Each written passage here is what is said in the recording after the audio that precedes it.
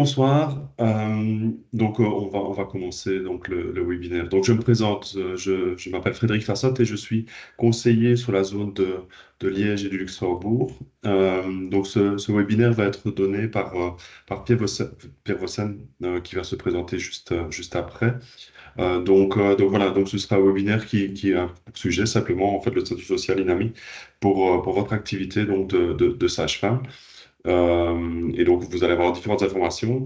Vous allez avoir la possibilité de poser vos questions au travers du chat. N'hésitez pas. On y répondra soit directement, soit en fin de session. Donc voilà.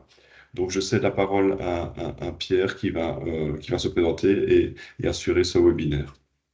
Merci Frédéric.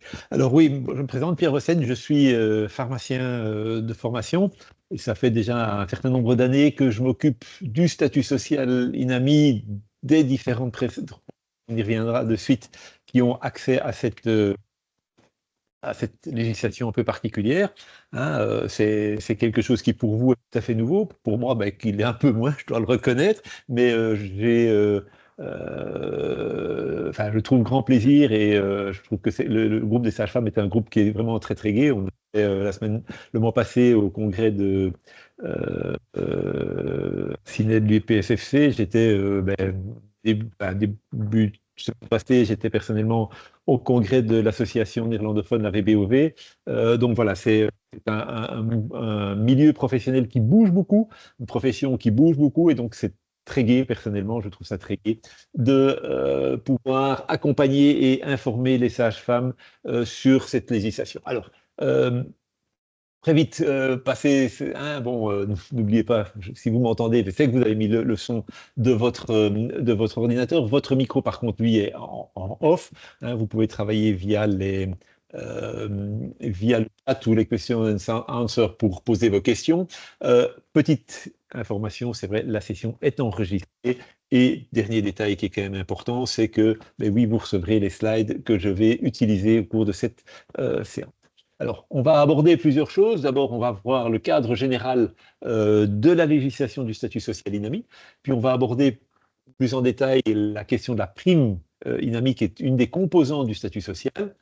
Après ça, on viendra sur bonus fiscal qui est aussi lié à cette législation. C'est un peu particulier de se dire ça, mais c'est un élément encore très peu chez les sages-femmes. Et puis rapidement, je vous proposerai ce que nous vous proposons dans ce domaine. Alors, le statut social INAMI, c'est quoi? En fait, c'est une législation qui est concrétisée, dans l'esprit de beaucoup de gens, par une prime qui est versée chaque année aux prestataires de soins qui travaillent dans le cadre, notamment dans le cadre tarifaire de la Convention. Alors, cette disposition, si elle est tout à fait récente, elle n'est pas récente du tout globalement, puisqu'en fait, ça a commencé en 68 pour les médecins, les dentistes et les pharmaciens. Donc, il explique que, oui, je n'étais pas là en 68, je précise tout de suite, mais bon, que ma profession, mon groupe professionnel est concerné par le statut social INAMI. Ça a évolué, c'est resté bloqué jusqu'au début du XXIe siècle, et puis depuis le début du XXIe siècle, notamment à l'instigation de notre très cher ministre de la Santé, Frank van den Broek, eh bien, il y a d'autres groupes professionnels qui sont arrivés. Les kinésithérapeutes en 2003, et puis on a eu les logopèdes et les infirmières indépendantes qui ont obtenu le droit au statut social à partir de 2016. Et puis, oui, pour les sages-femmes, c'est depuis 2023. Alors, je précise tout de suite un élément, c'est que le statut social INAMI, ça n'a rien à voir avec la très fameuse prime de convention qui a existé pour 2022 et 2023 et 2024 pour les sages-femmes.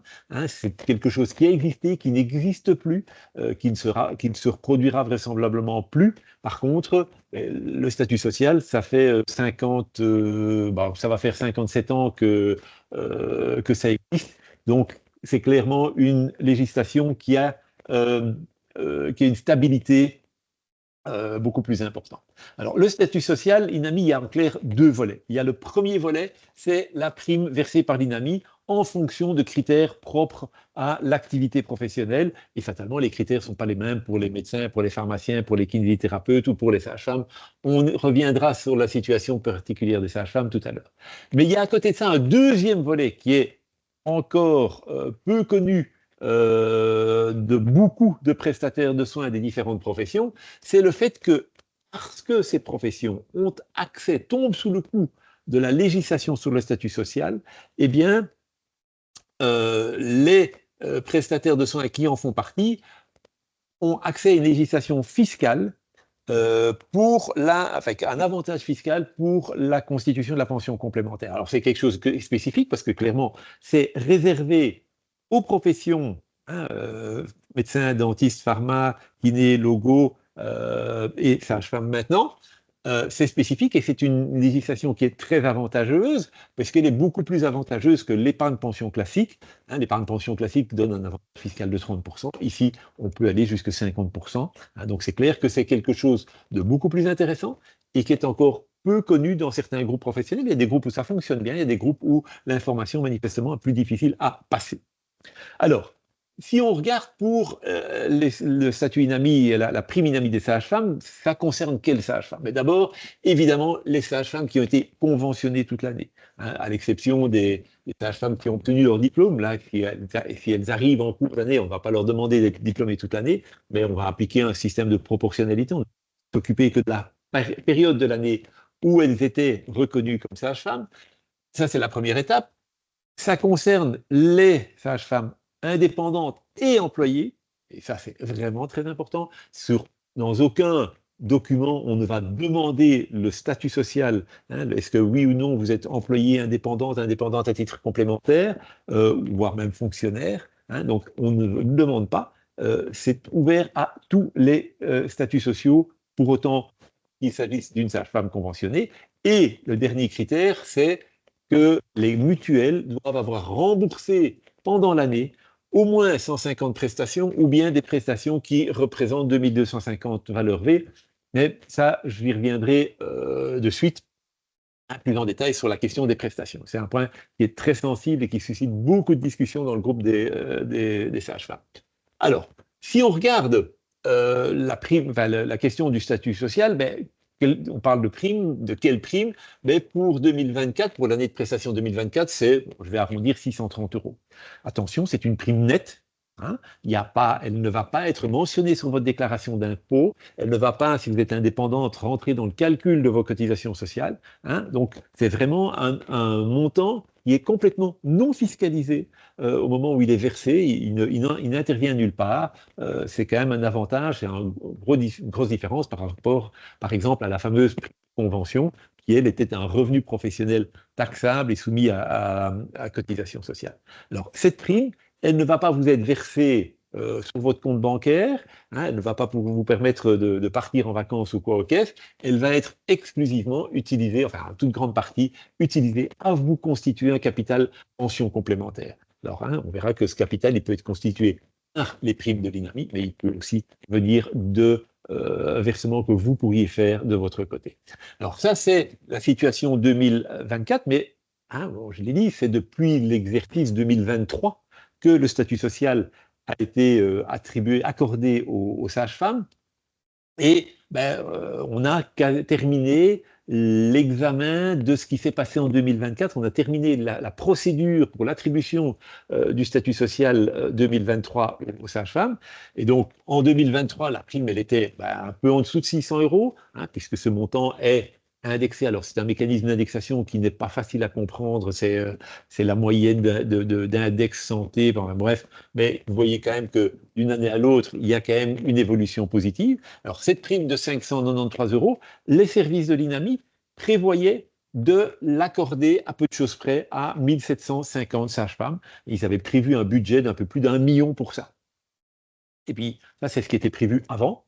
Et maintenant que la procédure est terminée, eh bien on sait combien de sages-femmes ont obtenu cette prime. Et il y en a juste moins de 1000 qui ont obtenu cette prime. Ce qui veut dire qu'il y a environ 40% des sages-femmes dont l'INAMI estimait qu'elles avaient droit à cette prime, n'ont pas reçu, mais ils n'ont pas reçu parce qu'elles ne l'ont pas demandé. Hein, ça montre qu'il y a encore un travail à faire. Et bon, ben, vous êtes ici ce soir, vous écoutez ce webinaire, je vous en remercie, mais n'hésitez pas à parler de cela autour de vous. Il y a manifestement encore pas mal de sages-femmes qui sont passées à côté et qui n'ont pas fait le nécessaire pour obtenir cette prime. Hein, on a, à la fin de l'année passée, il y a eu beaucoup de discussions sur la question de la convention, sur les questions budgétaires.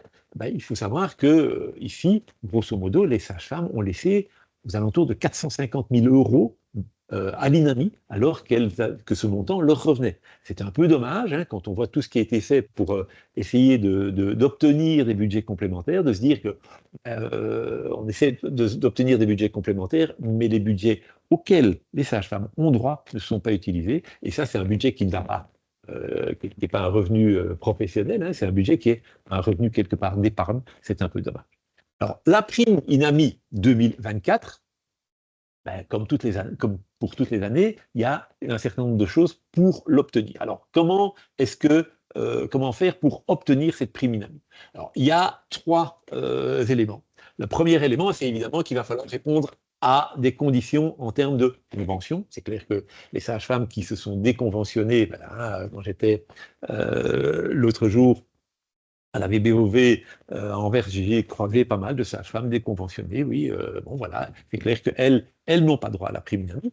Premier critère. Deuxième critère, c'est aussi le critère de prestation, et on y reviendra de suite.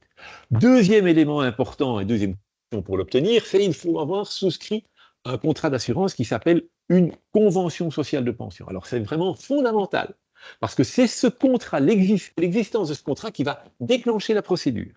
Sans ce contrat, j'y reviendrai tout de suite, la procédure ne démarre pas. Et c'est sur ce contrat-là que l'INAMI va verser la prime. D'accord? Et puis, fatalement, ça arrivera, le versement, mais ce sera la dernière étape d'une procédure que je vais expliquer rapidement tout à l'heure. Alors, premier élément, la question des prestations. Quelles sont les prestations qui sont prises en compte pour pouvoir bénéficier du statut INAMI? Mais ce sont toutes les prestations qui sont prévues à l'article 9A de la nomenclature INAMI. Ça peut, mais concrètement, c'est quoi? C'est tout ce qui concerne avant, pendant et après l'accouchement, tout ce qui concerne aussi l'allaitement. Toutes ces prestations-là sont prises en compte, qu'elles soient effectuées en hôpital, en maison de naissance, au domicile, n'importe. Quel que soit le lieu, on ne fait pas de différence. Évidemment, ce sont des codes de nomenclature différents en fonction du lieu et des circonstances, mais on prend a priori toutes les prestations qui sont reconnues, pour autant qu'elles soient attestées au nom, et donc facturées au nom de la sage-femme, et donc liées à son numéro INAMI. Et c'est clair que ça amène évidemment à la question de la situation en milieu hospitalier. On sait bien que depuis novembre 2017, les prestations qui traitent qui concernent l'accouchement, ou l'intervention des sages-femmes à côté du gynéco, ces prestations ne sont plus facturées individuellement, elles sont reprises dans le forfait journalier. Donc ça pose un problème pour les hôpitaux où les équipes sont affectées à un poste. Les équipes, il y a des sages-femmes qui font que des accouchements. C'est clair que leurs prestations sont reprises dans le forfait journalier, elles ne sont pas individualisées et donc on ne peut pas les détecter. Par contre, il y a des hôpitaux où les sages-femmes font, tournent dans les différentes fonctions, pour tout ce qui est allaitement, tout ce qui est prénatal, tout ce qui est postnatal et ainsi de suite, qui permet de répartir les prestations entre les sages-femmes, et je pense qu'il y a un certain nombre d'hôpitaux où on est occupé à se poser la question de savoir s'il ne faut pas faire comme ça pour que les sages-femmes aient accès au statut social. Dernier point, c'est clair qu'en milieu hospitalier, la question de l'identification des prestataires, quand il y a 4 accouchements en même temps, assez bizarrement, le gynécologue, il fait 4 accouchements en même temps. On peut se poser des questions, mais je suppose que je ne dois pas vous faire un dessin sur les impacts financiers liés à ce genre de choses-là. Donc, pour rentrer dans le tableau dont l'INAMI va tenir compte pour savoir si vous avez oui ou non droit au statut INAMI, on va reprendre toutes les prestations, où qu'elles soient faites, pour autant qu'elles soient attestées et identifiables avec votre numéro INAMI, et évidemment, très important, il faut qu'elle soit remboursée par une mutuelle. Parce que ce n'est pas la date de prestation qui va compter, c'est la date à laquelle une mutuelle a remboursé la prestation sur base d'une attestation de soins amenée par une patiente. Alors, vous avez quelque part, par rapport à d'autres professions, quelque part un peu là, c'est que une femme enceinte, à un moment de l'accouchement, il y a pas mal d'attestations de soins, et donc elles ont tendance à amener les attestations de soins régulièrement. Donc, entre le moment où l'attestation de soins est émise et le moment où elle est ramenée à la mutuelle, il y a un délai qui est relativement court. Ce n'est pas le cas, par exemple, chez les kinés qui font une attestation de soins pour 18 séances, et parfois, les 18 séances, ça s'étale sur quelques semaines, voire quelques mois. Alors, point important, on va prendre toutes ces prestations, on va voir si oui ou non vous rentrez dans les conditions de quantité, de volume de prestations, les 150 prestations. Qu'est-ce qui se passe si vous êtes en incapacité de travail suite à une maladie, suite à votre propre accouchement, évidemment? Eh bien, on va diminuer ce seuil de prestations en fonction de la durée de votre inactivité. Hein. Alors, tout ce qui est maladie, tout ce qui est pris en charge par la mutuelle va être considéré, va être pris en compte comme période d'inactivité. Par contre, un élément à savoir, c'est qu'un élément comme le congé parental, pour celles qui sont employées, qui prennent un congé parental, même un congé parental part-time, à 20%, le congé parental n'est pas considéré comme une période d'inactivité et n'entraîne pas une diminution du seuil de prestations qu'il faut obtenir qu'il faut avoir pour obtenir la prime. Donc ça, c'était le premier volet, la première condition, c'était répondre aux conditions en termes de prestations. Si vous avez des questions là-dessus, on pourra y revenir. C'est clair, c'est un point qui fait l'objet de beaucoup de discussions au sein du groupe des sages-femmes. Le deuxième élément, c'est de souscrire cette convention sociale de pension. Cette convention sociale de pension, et c'est vraiment un élément indispensable pour recevoir la prime du statut social. Alors, la convention sociale de pension, c'est quoi? C'est un contrat d'assurance qui est soumis à une législation particulière, qui est plus proche de ce qu'on appelle, ce que certains connaissent peut-être sous le nom de pension libre complémentaire. Eh bien, c'est une pension libre complémentaire, mais qui va être disponible et ouverte à toutes les sages-femmes, indépendantes, mais aussi employées. Donc, c'est vraiment un point très important. C'est pour les deux groupes professionnels. Alors, c'est un contrat qui est votre contrat. Ce n'est pas parce que, si vous travaillez en milieu hospitalier, l'hôpital n'a rien à voir avec ce contrat-là. Vous avez peut-être un contrat d'assurance groupe ou que sais-je, ou des contrats qui sont offerts et qui sont liés à votre contrat de travail. Ici, c'est vous qui êtes le preneur, la preneuse d'assurance du contrat, c'est vous qui êtes l'assuré du contrat, et donc c'est vraiment vous qui choisissez, c'est vous qui êtes dans le driving seat à propos de ce contrat. Alors, l'argent qui est versé sur ce contrat, la loi impose un certain nombre de choses. La loi impose que 90% de l'argent qui est versé va être utilisé pour vous constituer un capital pension complémentaire. Ça, c'est un premier point. Les 10% restants ne sont pas perdus.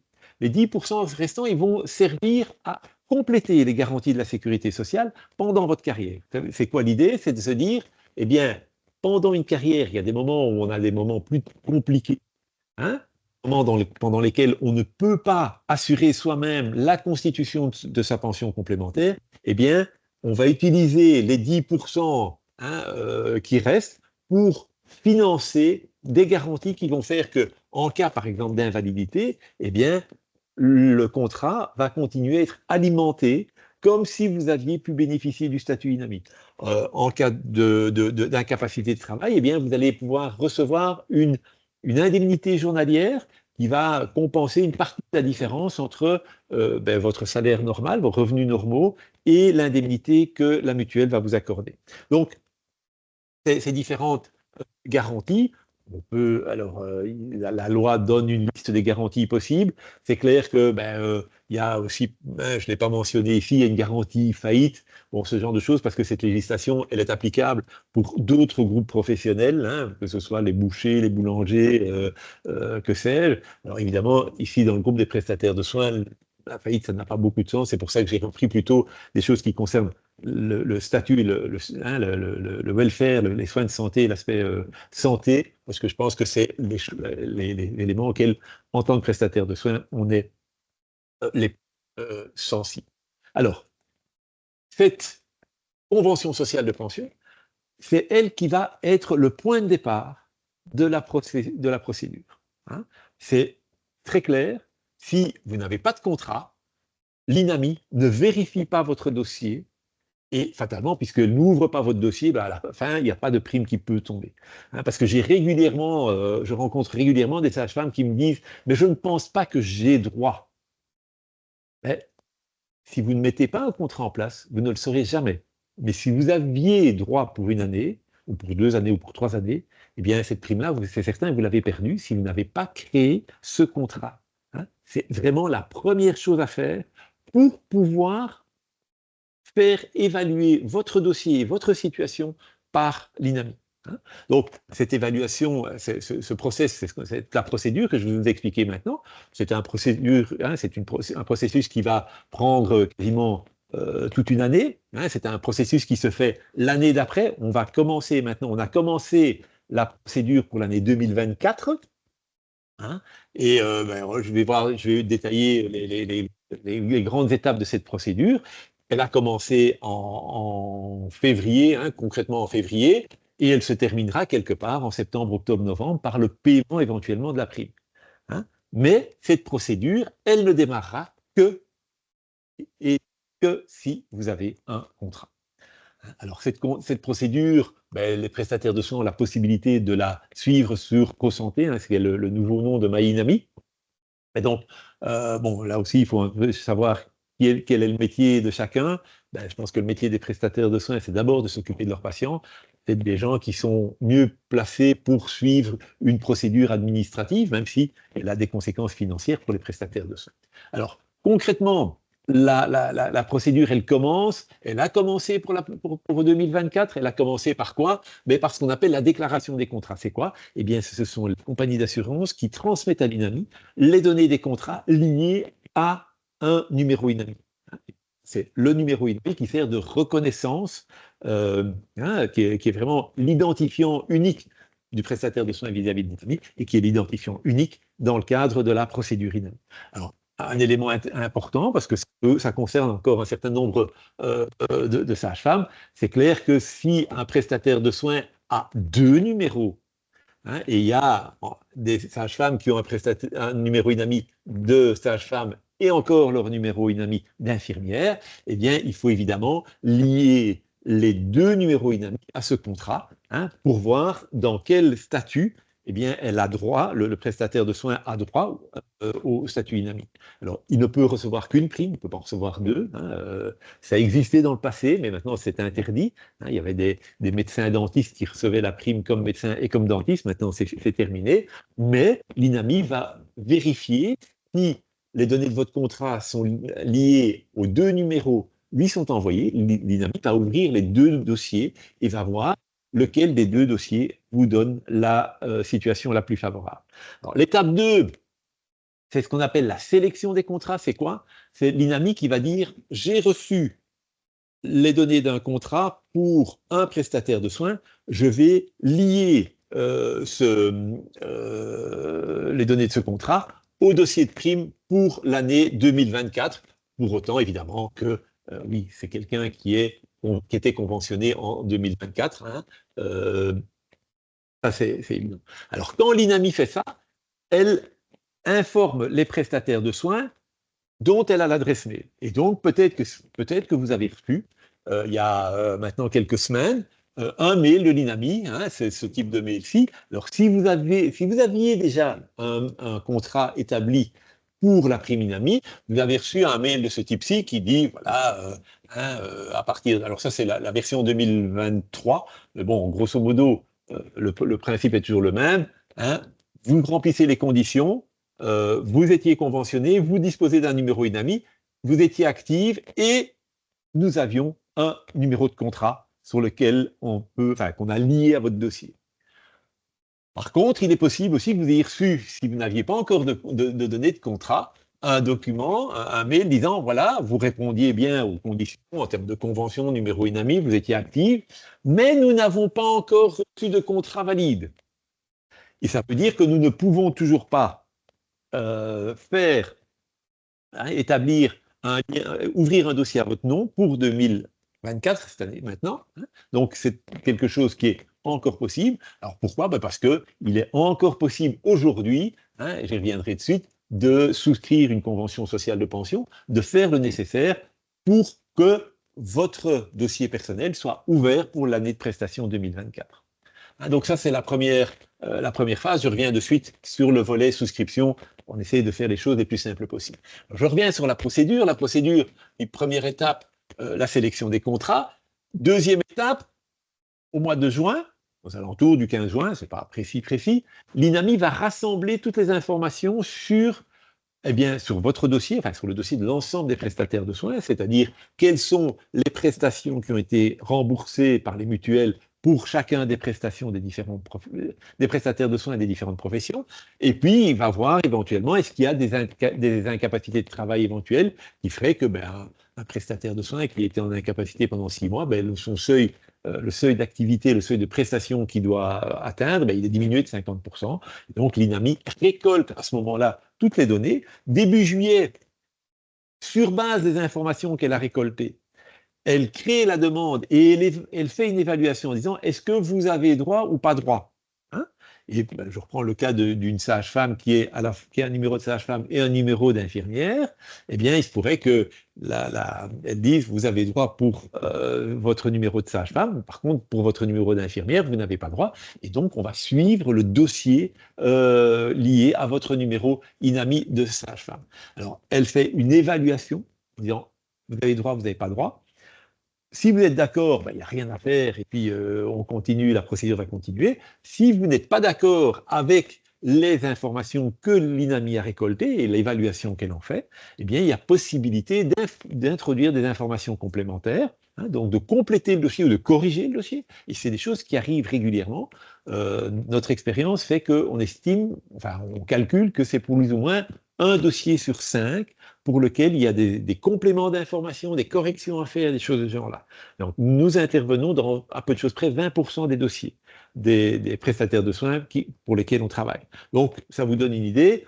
On rassemble les données. Alors, c'est vrai que les réseaux santé et tout ça, la digitalisation, ça permet de très belles choses, mais il y a quand même encore des limites, il y a encore des choses qui ne se passent pas tout à fait comme il faut, où le digital ne reflète pas totalement la réalité.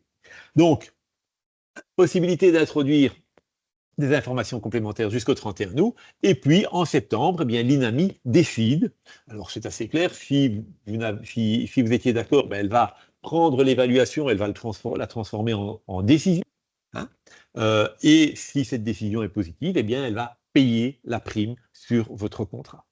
Si la décision est négative, vous avez encore la possibilité d'introduire une contestation en disant « vous avez dit que je n'avais pas droit, mais moi j'estime que j'ai droit parce que vous n'avez pas tenu compte de tel et tel élément, hein, et donc je conteste votre décision négative ».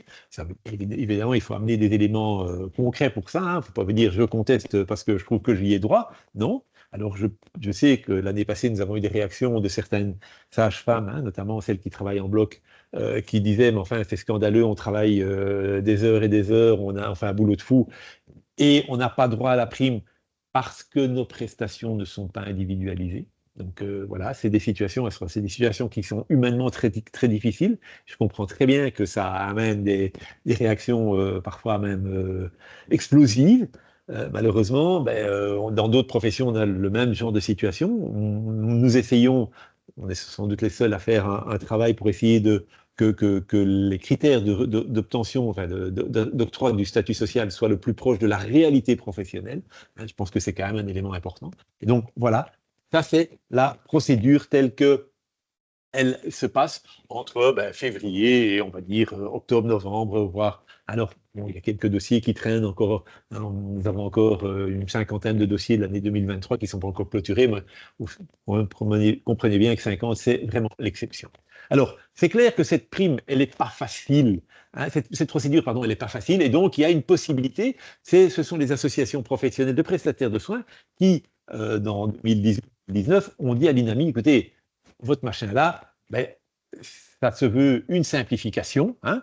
Ça a été proposé comme une simplification, mais quand vous voyez, ça c'est ce qu'on appelle le diagramme de statut, c'est toute l'évolution d'un dossier, les différentes pistes qu'un dossier peut suivre. Vous voyez qu'en termes de simplification, c'est pas facile de s'y retrouver. même moi, qui suis ça depuis 5 ans, enfin, au niveau digital et avant, ben, j'ai parfois difficile et j'ai ce tableau-là qui est affiché en grand derrière moi et parfois je vais retrouver en disant, mais où est-ce que j'en suis pour ce dossier-là, hein. Donc c'est clair, c'est pas facile en termes c'est pas une simplification, en termes de communication face à un truc comme ça, il faut savoir qu'en fait, l'INAMI va communiquer 3 fois. La première fois, c'est février-mars. La deuxième fois, c'est en juillet. Et la troisième fois, éventuellement, c'est en septembre au moment de la décision. Et toutes les autres étapes que vous avez vues sur le diagramme, eh bien, en fait, l'INAMI ne communique pas. Et c'est à vous, hein, grosso modo, d'aller voir, d'aller suivre votre dossier, de voir s'il est bien passé par toutes les étapes pour que votre dossier soit pris en considération. Alors, c'est clair que bah, c'est pas facile, c'est pas votre job, hein, et donc c'est pour ça que les prestataires de soins ont demandé, les associations de prestataires de soins ont demandé qu'on puisse mettre en place un mandat, et donc ben, vous avez la possibilité d'accorder à Curalia un mandat digital gratuit.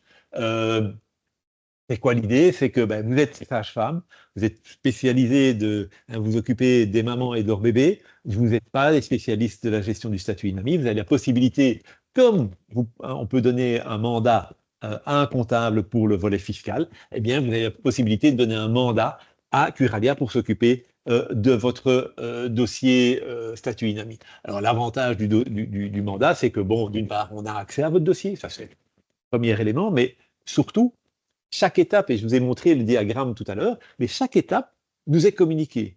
On reçoit tous les jours les changements qui ont été effectués sur l'ensemble des dossiers des prestataires de soins pour lesquels nous travaillons. Et donc, ces changements, ben, parfois c'est des changements techniques qui n'apportent rien, parfois ce sont des changements importants. Et donc, quand il y a un changement important, on revient vers vous en disant attention, il y a ça qui s'est passé, est-ce que c'est juste, est-ce que c'est pas juste? Si c'est pas juste, il faut nous fournir des informations. Si c'est juste, eh bien voilà, on continue. Alors, ce mandat, c'est un mandat digital hein, qui se fait, qui est vraiment, c'est le même type de mandat, c'est la même plateforme que les mandats fiscaux, hein, donc c'est la plateforme Sésame. Donc, voilà, on propose ça. Il y a un tuto sur YouTube où vous avez la possibilité de voir comment accorder un mandat. Et donc, l'idée de ce mandat, c'est que ben, les prestataires de soins se déchargent du suivi de cette procédure. Votre job, c'est de vous occuper des patients, hein, de bien les traiter, aussi évidemment de veiller à ce que ben, vos prestations soient bien reconnues, ça c'est aussi une préoccupation, je peux bien le comprendre, mais le restant, entre guillemets, c'est pas à vous d'aller vous battre pour ce genre de choses, pour le suivi de cette procédure INAMI, hein, c'est le boulot de structure de type Curalia. Hein, et je peux vous assurer que j'en parle bien à l'aise, parce que je pense que nous sommes la seule structure à avoir un système de suivi aussi précis. Hein, on est la structure qui a le plus grand nombre de mandats. Ça, je le sais parce que les gens de l'INAMI nous l'ont dit. Bon, on est quasiment à 9000 mandats actifs actuellement. Donc, ça veut dire que allez, 75-80% des prestataires de soins pour lesquels on travaille nous ont accordé un mandat. Alors, ça, c'était le volet prime statut INAMI, hein, prime versée par l'INAMI. Il y a à côté de ça le volet, je vous ai dit, le bonus fiscal, cette particularité, ce truc un peu bizarroïde qui vient maintenant. On peut se dire, tiens, mais pourquoi est-ce que ça vient? Ben parce que c'est la suite d'une législation qui existe depuis les années 80 et qui a été transformée en 2004 au moment où Van den Broek a fait la loi sur les pensions complémentaires. Eh bien, on a pu introduire, transvaser ça dans cette nouvelle législation et c'est en fait un avantage quelque part indirect au fait qu'une profession a accès au statut social, c'est la possibilité de faire une épargne avec un avantage fiscal. Alors, l'idée, c'est quoi? Eh bien, l'idée, c'est que vous avez la possibilité de faire vous-même, possibilité de faire vous-même un versement sur votre contrat, sur votre convention sociale de pension. Alors ça, c'est possible pour les indépendantes et qui connaissent déjà ça parce que c'est analogue à ce qu'on appelle la PLCI, la pension libre complémentaire des indépendants, mais c'est aussi, et ça c'est tout à fait nouveau, accessible aux employés conventionnés, hein, c'est-à-dire les sages-femmes qui n'ont pas refusé la convention. Alors, c'est accessible même si vous n'avez pas assez de prestations pour obtenir le statut social, ou si vos prestations ne sont pas suffisamment individualisées pour obtenir le statut social, même aussi pour les sages-femmes qui travaillent dans un autre cadre qu'un hôpital ou qu'un cabinet privé. Hein, je pense à l'ONE, hein, il y a quand même pas mal de sages-femmes qui travaillent à l'ONE, mais il y en a qui travaillent dans d'autres cadres. Hein. Eh bien, à partir du moment où elles sont employées, elles n'ont pas refusé la convention, elles ont accès à ce système, comme les indépendantes et aussi comme les indépendantes à titre complémentaire. Alors, les indépendantes à titre complémentaire, elles y avaient accès comme indépendantes, mais depuis 2023, elles ont la possibilité de déduire aussi une partie du versement qu'elles vont faire de leurs revenus d'employés. Hein, donc, elles cumulent quelque part une partie des revenus d'indépendants, une partie des revenus d'employés, et elles vont arriver à déduire un montant qui est supérieur. Alors, cet avantage, c'est une déduction fiscale, ça veut dire que c'est pas un crédit d'impôt, c'est vraiment la forme d'avantage fiscal qui est la plus élevée. Et ça a quoi comme conséquence? Eh bien, c'est que sur 100 euros de versés, si vos revenus sont supérieurs à 28 800 euros cette année-ci, en 2025, eh bien, vous récupérez 48% du montant. Hein, vous en récupérez 480, alors que un contrat épargne-pension classique, hein, que tout contribuable belge peut souscrire, s'il reste en dessous de la limite des 1050 euros, il va obtenir un crédit d'impôt de 30%.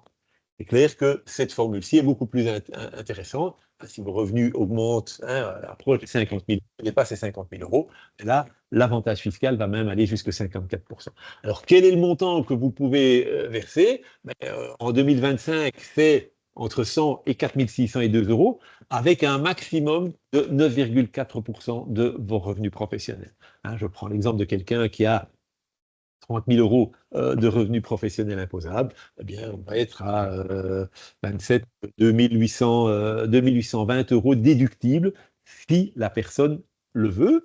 Hein, mais si elle avait, parce que c'est clair que toutes les sages-femmes, il y a une partie des sages-femmes qui avaient déjà entamé quelque chose à pension, et ce qui était très bien, hein, elles avaient peut-être une épargne pension, eh bien, les deux systèmes peuvent se cumuler. Pourquoi? Parce que sur la déclaration fiscale, et ça va être un peu le tango de ces prochaines semaines, hein, la déclaration fiscale, puisque TaxonWeb est en service depuis maintenant 2 semaines, et qu'il faut avoir tout fini pour le 15 juillet, eh bien, sur TaxonWeb, vous allez déclarer une épargne pension au code 1361, et le versement effectué sur votre convention sociale de pension, il va venir sur le code 1257 ou 257 si vous êtes employé, et si vous êtes indépendante, et il va se mettre sur le code 1656 ou 2656.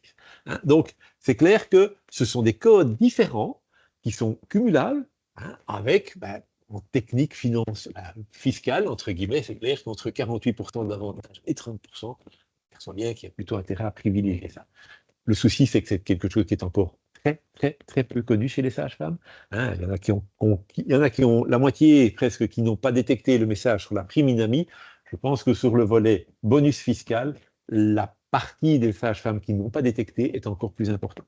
Là aussi, vous en profitez ce soir, c'est très bien, mais n'hésitez pas à en parler à vos équipes, aux gens, à vos collègues, en disant est-ce que tu connais, est-ce que tu as parce que c'est leur rendre service. Vous ne perdrez rien dans l'aventure, que du contraire, peut-être qu'elles vous seront reconnaissantes d'une manière ou d'une autre de leur avoir donné un bon tuyau. Hein, donc, parlez-en autour de vous. Alors, qu'est-ce que nous proposons? On a ici dans la maison, je ne le vois pas dans la salle où je suis, mais on a un proverbe qui dit « simple, c'est mieux hein ». C'est-à-dire qu'on essaye de faire des choses simples, de savoir que les prestataires de soins sachent pourquoi ils sont assurés, hein, parce que souvent les contrats d'assurance, ce sont des bibles avec beaucoup de petits caractères et les gens n'y comprennent plus rien. Et donc, nous, pour faire simple, eh bien, on propose un contrat qui est un contrat unique, qui va servir à la fois pour la prime du statut social qui va être versée par Dynami et pour les versements personnels. Alors, souscrire un contrat, ça ne coûte rien. Hein, et ça, c'est très important, notamment pour le volet INAMI, c'est parce que dans notre philosophie, le statut social, c'est un avantage pour les prestataires de soins, et ça ne peut jamais se transformer en obligation. Et donc, l'idée, c'est vous mettez en place un contrat, on envoie les données de ce contrat à l'INAMI, et c'est à l'INAMI de voir si oui ou non vous avez droit à cette prime. Hein, alors ça, c'est le premier volet. Le deuxième volet, les versements personnels, ils sont volontaires et variables. ça veut dire qu'il n'y a aucune obligation, que vous versez le montant que vous voulez, avec les limites que je vous ai données au niveau de la déduction fiscale, le montant que vous voulez, quand vous voulez. Hein, on propose, et il y a de plus en plus de membres qui font des versements mensuels parce que c'est plus facile de sortir 50 ou 100 euros tous les mois que de sortir 1200 euros en un coup, hein, c'est clair. Donc ça fait moins d'à-coups dans la trésorerie, mais c'est pas plus mal. Hein. Donc c'est quelque chose de facile, hein, et qui est gratuit. Alors, c'est un contrat qui va vous suivre pour toute votre carrière. Hein, si vous êtes aujourd'hui employé, mais que vous dites bah, peut-être qu'un jour je serai indépendante, eh bien, il y a beaucoup de compagnies d'assurance qui vont vous dire ah non, votre contrat d'employé, il ne peut plus servir à partir du moment où vous changez de statut social, il faut souscrire un nouveau contrat. Eh bien, vous avez un contrat qui va servir pour les deux volets et qui va servir tout au long de votre carrière. Hein, au fur et à mesure, ben, la vie est on dit est un long fleuve tranquille, pas toujours, mais bon voilà, on sait bien qu'aujourd'hui, ben, on évolue, c'est devenu excessivement rare les gens qui font une carrière linéaire, toujours sous le même statut. Beaucoup de gens ont des carrières mixtes, employés indépendants, indépendants titres complémentaires et ainsi de suite. Eh bien ici, pas de souci. C'est un seul contrat sur lequel, je l'ai dit, il n'y a pas de frais à la souscription. Il y a des frais d'entrée au moment où une prime est versée, uniquement là, parce qu'il n'y a pas de frais de gestion. Ça veut dire qu'on ne va pas prélever sur l'épargne que vous avez accumulée depuis X années. Alors aujourd'hui, c'est X égale 0. Il sera peut-être égal à 1 dans un an, mais bon, dans 10 ans, ce sera sur l'épargne accumulée pendant 10 ans. Il y a beaucoup de compagnies d'assurance qui vont gentiment prélever des petits pourcentages. Mais quand c'est des petits pourcentages sur des montants élevés qui sont accumulés avec le temps, ça finit par faire des montants importants. Et ben, pour 2025, eh bien, sur les primes versées en 2025, qu'elles soient, et on ne fait pas de différence, qu'elles soient versées par l'INAMI ou par le prestataire de soins, on ne fait pas de différence. Eh bien, il y a un taux d'intérêt qui est de 2,50% net, ce qui est quand même relativement élevé dans le marché. Alors, souscrire une convention sociale de pension, mais ce n'est pas très compliqué. Officiellement, il y a 2 documents, mais si vous scannez le QR code qui est là, vous allez arriver sur un PDF où il y a un seul document, un document qui fait 5 pages, 4 pages de, je vais dire, entre guillemets, administration, et puis une page qui est une déclaration succincte de santé, c'est 6 questions. Oui, 6 questions, comme je l'ai à l'écran, pour bien que c'est 6 questions. Ces 6 questions, on vous demande simplement d'y répondre. Honnêtement, cette déclaration succincte de santé n'a aucun impact sur votre contrat. Hein. Ça nous concerne, nous. Vous êtes assuré pour tout ce que je vous ai annoncé, sans, même si vous dites que hein, et nous avons des pharmaciens qui sont atteints de mucoviscidose, on a des gens qui ont eu un cancer. Fatalement, quand on s'adresse à des milliers de personnes, on trouve ce genre de profil. Et ça, il n'y a aucun problème. Ce n'est pas parce que vous avez eu des antécédents. Chez nous, le droit à l'oubli, c'est quelque chose de vraiment important, mais nous avons simplement besoin de le savoir. Alors, ça, c'est le volet déclaration de santé. Ici, c'est quel contrat dois-je souscrire pour bénéficier de l'avantage INAMI. Je vous l'ai dit, il y a 4 pages, et je vais simplement attirer de suite votre attention sur une page, une mention sur une page. On a besoin donc de ce PDF rempli et signé, avec une copie de votre carte d'identité. Pourquoi? Parce que nous sommes, comme compagnie d'assurance, nous sommes une institution financière et nous devons identifier nos clients, comme ils appellent ça, et donc on a besoin pour ça d'une copie de votre carte d'identité. Alors, dans la partie, hein, les 4 pages quel contrat dois-je souscrire pour bénéficier de l'avantage INAMI, il y a un élément sur lequel je vais revenir, c'est m'attarder un petit peu, c'est la page 3 où c'est la demande de convention sociale de pension. Sur cette demande de convention sociale de pension, on vous demande la prise d'effet du contrat pour les prestations INAMI. Si vous souhaitez que que l'INAMI prenne en compte et étudie votre dossier pour la prime du statut social INAMI 2024, il est impératif que vous mettiez ici une date de 2024. Alors, ça peut être le 1er décembre, ça peut être le 1er janvier, ça peut être le 1er juillet, ça peu importe, mais il faut absolument que ce soit une date en 2024. Si vous mentionnez ici une date en 2025, ça veut dire que vous considérez que d'office pour 2024, vous n'avez pas droit à la prime du statut social, mais que ce sera peut-être possible pour 2025. Ce n'est pas un problème. Hein, ça existe depuis 57 ans, ça existe l'année prochaine, ça existera depuis 58 ans, ça sera la seule différence. Donc voilà, relativement simple à remplir. C'est un PDF qui est un PDF inscriptible, comme on dit ça. Donc, vous l'ouvrez sur votre PC, vous pouvez le remplir directement et nous le renvoyer complété et signé avec une signature digitale. C'est la méthode la plus facile qui soit. Alors, je vais terminer en vous précisant un petit peu comment ça se fait que Curalia, et qui fait Curalia? Curalia, c'est une compagnie d'assurance vie. Hein. Ben, j'ai tendance à dire compagnie d'assurance pension, qui a été créée en 1968 sous le nom de Caisse de prévoyance des pharmaciens, au moment où le statut social INAMI a été mis en place pour les pharmaciens. Et il a été créé par les associations de prestataires de pharmaciens. Donc, ce sont vraiment les associations professionnelles de pharmaciens qui ont créé leur propre compagnie d'assurance à l'époque. Hein. Alors, à l'époque, ça s'appelait Caisse de prévoyance des pharmaciens. Avec pour les pharmaciens, en 57 ans, on a quand même évolué. Et donc, maintenant, ça s'appelle Curalia, de curare, soigner, alia, alliance, et on s'adresse à tous les prestataires de soins, quelle que soit leur profession. Hein. J'en ai cité 7, mais on travaille aussi pour des podologues, des psychologues, des hygiénistes bucco-dentaires ou que sais-je. Hein. Alors, on a le statut d'association d'assurance mutuelle. Ça veut dire quoi? Ça veut dire que nous sommes une association, nous avons 20 000 membres. Hein. J'ai dit tout à l'heure, j'ai parlé de clients, ben non, ce sont surtout des membres. Hein. Chaque membre est propriétaire d'une petite partie de la société. Alors, le système d'association d'assurance mutuelle, c'est pas très connu en Belgique. En France, c'est très très connu. Hein. Vous voyez certainement des publicités sur les chaînes françaises à propos des mutuelles d'assurance, des mutuelles bancaires, même en France. Donc voilà, clairement, on a aujourd'hui plus de 20 000 membres prestataires de soins.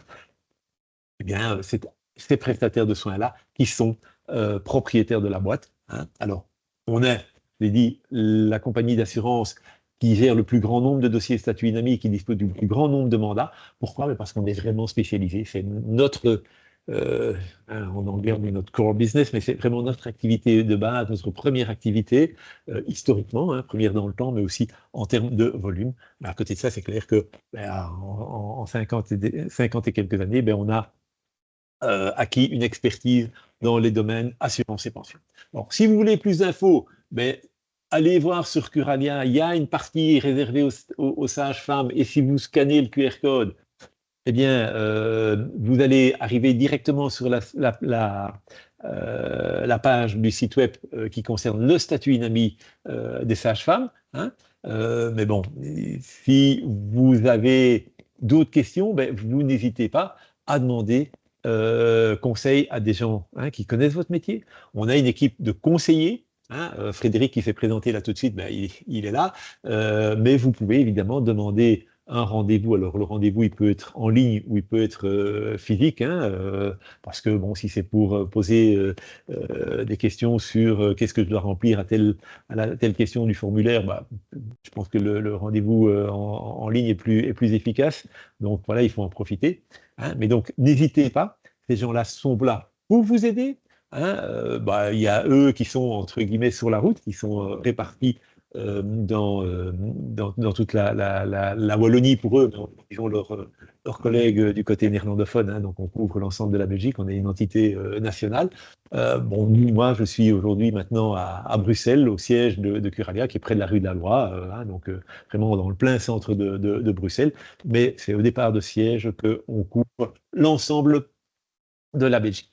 Et on est là pour répondre à vos questions. Donc, je ne sais pas si maintenant, j'ai pas vu de questions arriver dans le chat. Je ne sais pas s'il y a des questions qui viennent maintenant, mais allez-y, on va attendre un petit peu. Vous vous laissez le temps de poser vos questions. Et si vous n'avez pas, je dirais, de questions qui viennent maintenant, rassurez-vous, on sera toujours là pour y répondre demain et après-demain. Je l'ai dit tout à l'heure, les slides de la présentation vous seront envoyés. Je ne suis pas certain que ce sera demain matin parce qu'on a pas mal d'événements pour l'instant, même si avec le beau temps, on se dit que les gens parfois font autre chose que d'assister à des webinaires ou à des événements, mais on est présent à pas mal de choses, à pas mal d'endroits pour l'instant. Mais rassurez-vous, dans les prochains jours, vous recevrez les slides que je vous ai présentés. Voilà, Frédéric. Donc, parfait, parfait. Merci Pierre. Donc voilà, si vous avez des questions, vous pouvez les poser ici dans les minutes qui suivent. Sinon, bah, voilà, comme Pierre l'a signalé, bah, on peut en fait envisager soit un rendez-vous, soit des questions par mail. Vous avez en fait les coordonnées des différents conseillers par zone. Ça peut être en direct chez eux ou via en fait la fixation de rendez-vous via le QR code. Donc voilà, je propose de laisser 2-3 minutes le temps que vous posiez vos questions. Pendant ces 2-3 minutes, je vais simplement insister sur une chose. C'est il est encore temps de faire le nécessaire pour l'année 2024. Il est encore temps, mais il faut plus trop traîner. L'idéal, c'est que ce soit fait avant le 15 juin. Hein. Après le 15 juin, il y a encore des possibilités, mais là, ça va devenir beaucoup plus complexe. Donc, si vous avez l'occasion, si ça vous intéresse, ben, faites bouger, entre guillemets, avant le 15 juin.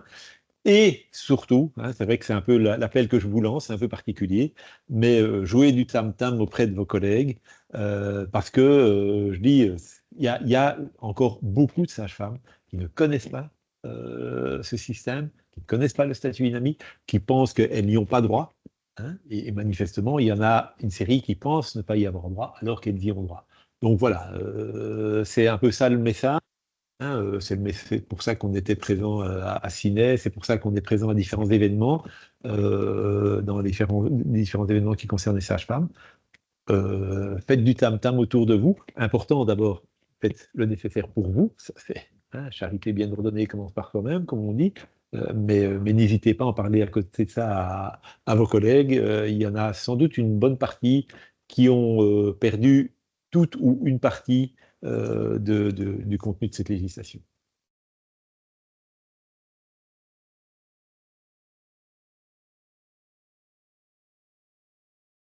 Je ne vois pas de questions arriver. Oui, donc je présume que soit les questions suivront, soit... Et dans le genre aussi, pour poser vos questions, il y a aussi une adresse mail relativement simple qui s'appelle oui, info@curalia.be. C'est l'adresse mail générale. Hein, c'est relativement facile à retenir. bien sûr. Donc, vous y avez accès aussi via le site web et ainsi de suite. Donc, je pense qu'on est relativement bien référencé au niveau Internet. Parfait, parfait. Bah, donc, Bien. je pense qu'on va clôturer sur ces derniers mots. Donc voilà, enfin, n'hésitez pas, en tout cas, on est à votre disposition. Je pense que clairement, vous n'avez rien à perdre, vous avez tout à gagner d'envisager ce genre de choses. Donc voilà, enfin, je veux dire, je vous souhaite une très belle soirée et à très bientôt. Au revoir, à très bientôt. Profitez. Il fait De- encore beau, il fait il y a un beau ciel bleu, du moins ici sur Bruxelles, de ce que je vois. Donc profitez-en encore. On a un mois de mai qui est assez extraordinaire, donc il faut en profiter. Je sais pas si ça va. On annonce un été beau et chaud, on verra bien, mais au moins il faut prendre ce qu'il y a là maintenant. C'est ça qui est important. Merci, au Merci, revoir au revoir, et peut-être à bientôt. à bientôt.